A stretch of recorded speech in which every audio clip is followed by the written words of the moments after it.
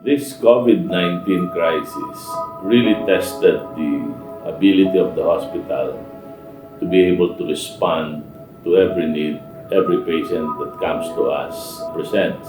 And to my mind, the biggest challenge we faced, and the crisis continues as I speak now, is really the uncertainty of things, the unpredictability of what will happen next, which has created so much fear in the hearts and in the minds of the whole population, not only here in our country, but the whole world. I can still remember the first week of March when patients come in droves, showing the signs of the flu. But it's not flu season yet. Because of the numbers of patients coming in with signs of symptoms of the flu and not really sure if they are COVID-19 patients, we tried to set up the ER and form a hot and a cold zone. So we put all the suspected COVID patients outside the ER, where the hot zone area is, and we segregated the emergency department in two divisions, the hot and the cold zone inside.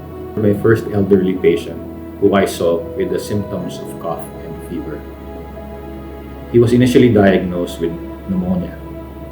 We did a swab test for COVID, and after a couple of days, the test came out COVID positive. So as early as February 2020, when COVID-19 was just a problem in a few countries, we have conducted orientation and training to our nurses. We provided them information on its transmissibility, prevention, and management.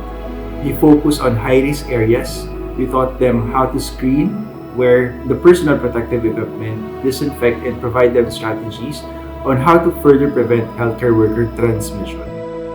I think one of the challenges that this pandemic has confronted us as healthcare professionals, we have learned how to deal with death and dying. Kaya lang, itong klase ng pandemic kasing ito, we have seen not just patients die, but our own colleagues and our own staff. And it hits very close to home. And so there's really a lot of fear and uncertainty and shock even. It's emotionally and physically stressful and traumatic. In my entire nursing career, I can say that this is the most challenging. When I was tasked to set up a unit to cater for these patients, I know I have to make it ideal. Pero hindi siya perfect. Kasi nangangapa pa kaming lahat eh. But every day, we go through the process, review it, and challenge it. Hindi kasi kami pwedeng mapagod. Hindi rin kami pwedeng tumigil. Dahil maraming buhay ang nakataya. Buhay ng pasyente, buhay ng staff. We need to take care of these people. And we need to take care of our staff. I felt there are days na out of control yung mga na-encounter mong concerns, issues, but then you feel like parang you are novice to all of this. But then eventually you learn, you stand up, and then again, try ulit. With COVID-19, it's a very humbling experience. No small role or big role dun sa mga kasamahan mo sa work. Everybody's doing their best to achieve yung role na binigay sa kanila. Nakakatakot po yung COVID, lalo na po sa akin bilang nurse. Dahil exposed po kami sa mga patients na may sakit na COVID.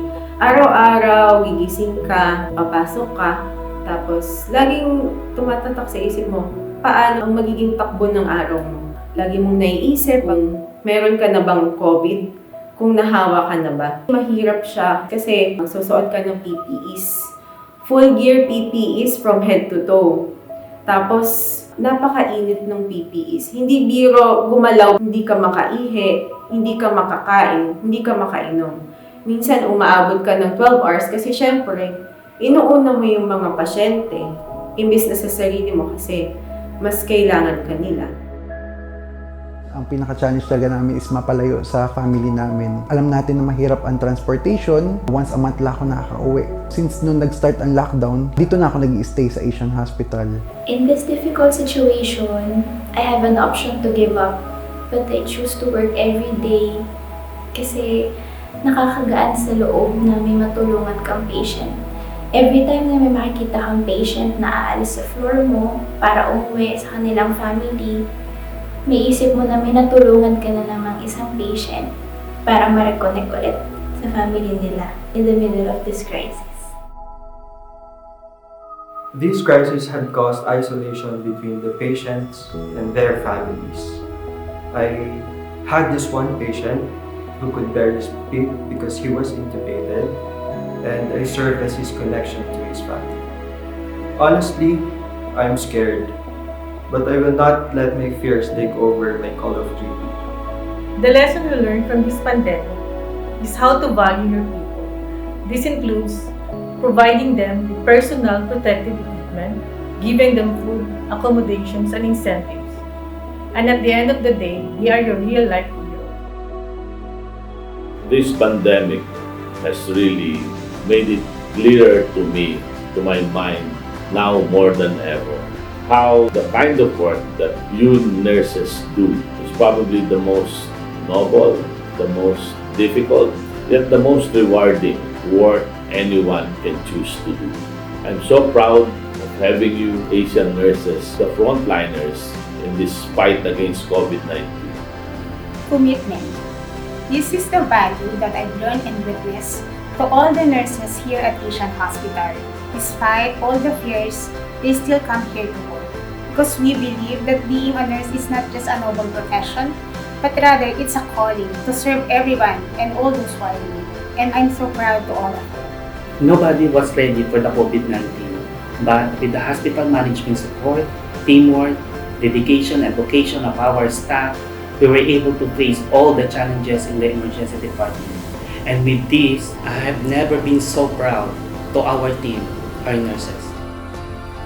I'd like to thank all the nurses of Asian Hospital for doing what they have done and are still doing in order to keep our patients and our staff and everyone else safe, and for serving to the best of their abilities, the organization. So mabuhay kayong lahat. For all agency nurses, at this very trying time, I see the Florence Nightingale resurrected. She has all the reasons and very right to stay at home with her family, but she chose to attend the injured soldier. You are an embodiment of her resilience, of her love for mankind, of her selflessness. You are God's gift to us, to the hospital, and to our patients. Maraming salamat at mabuhay ang HMC Nightingales. Together, we are stronger. Together, we are stronger.